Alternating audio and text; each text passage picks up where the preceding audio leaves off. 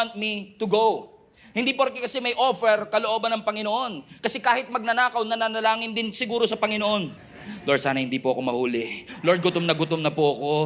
Lord, mag-provide ka po ng blessing. Tapos may wallet na nahulog. Lord, marami pong salamat. This is an answered prayer. Pero hindi porket may wallet sa harap mo, answered prayer yon. So hindi lahat ng bangka sa harap natin, sagot ng Diyos. Hindi lahat ng opportunity, blessing mula sa Kanya. Hindi lahat ng option na nasa harap natin ay galing sa Diyos. Hindi porket ready, yun ang daan. The ready way is not always the right way.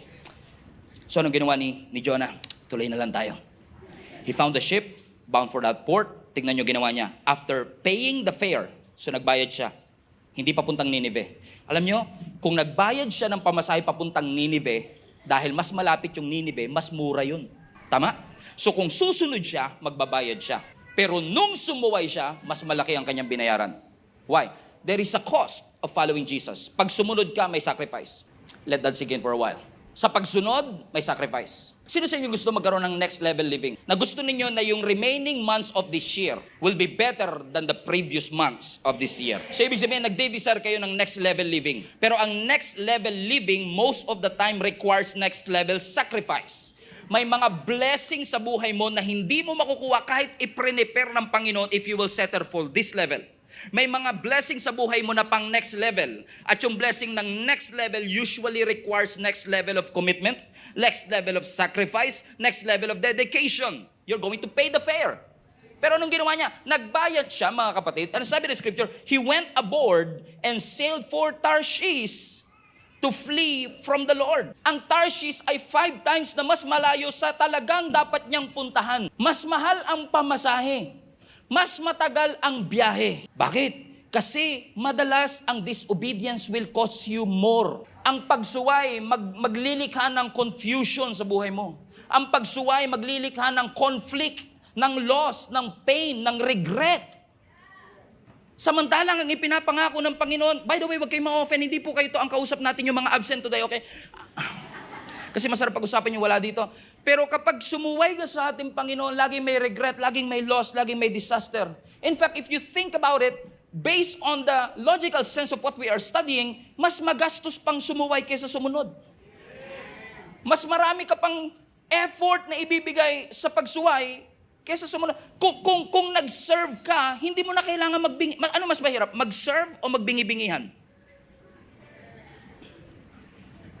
Para sa iba to, para sa iba. Perfect nga po kayo. Para sa iba to. Iba po kausap natin. Sino sa inyo ang agree, mga kapatid, na minsan mas madali pang maglingkod at magsabi ng yes sa Panginoon kaysa magbingi-bingihan sa Kanya? Sino sa inyo agree, mas madali pang mag-link up kaysa tumakas? Hindi kayo to. Okay? Sa totoo lang, di ba? Kasi pag nag-link up ka, uupo ka lang. Pero kung tatakas ka, last song pa lang, tumatakas ka na kagad.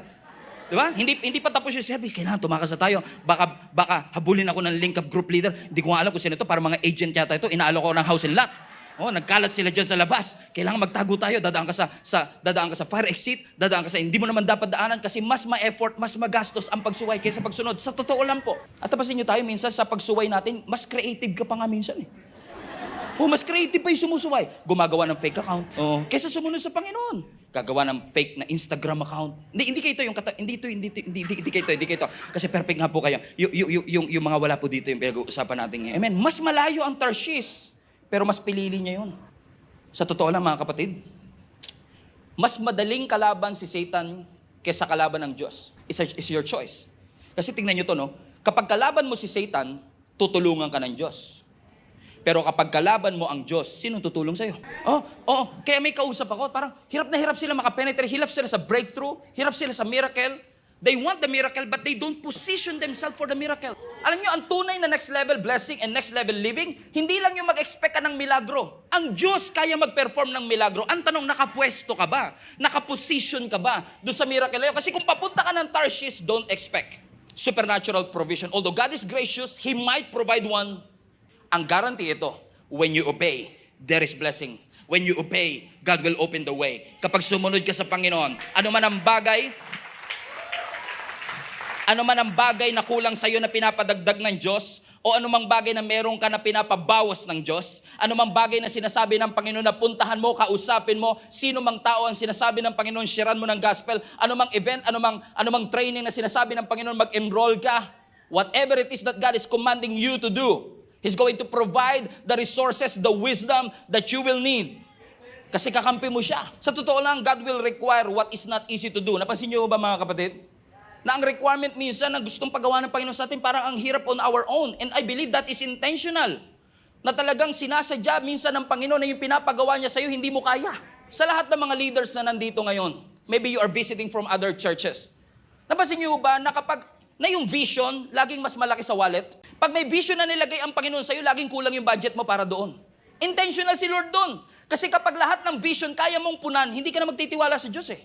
Pero minsan iaalaw ng Diyos na i-calculate mo parang kulang para matuto tayo magtiwala sa Panginoon, para matest yung ating pananampalataya sa ating Panginoon, para ma-realize natin this is not about me. This is all about the God that I serve.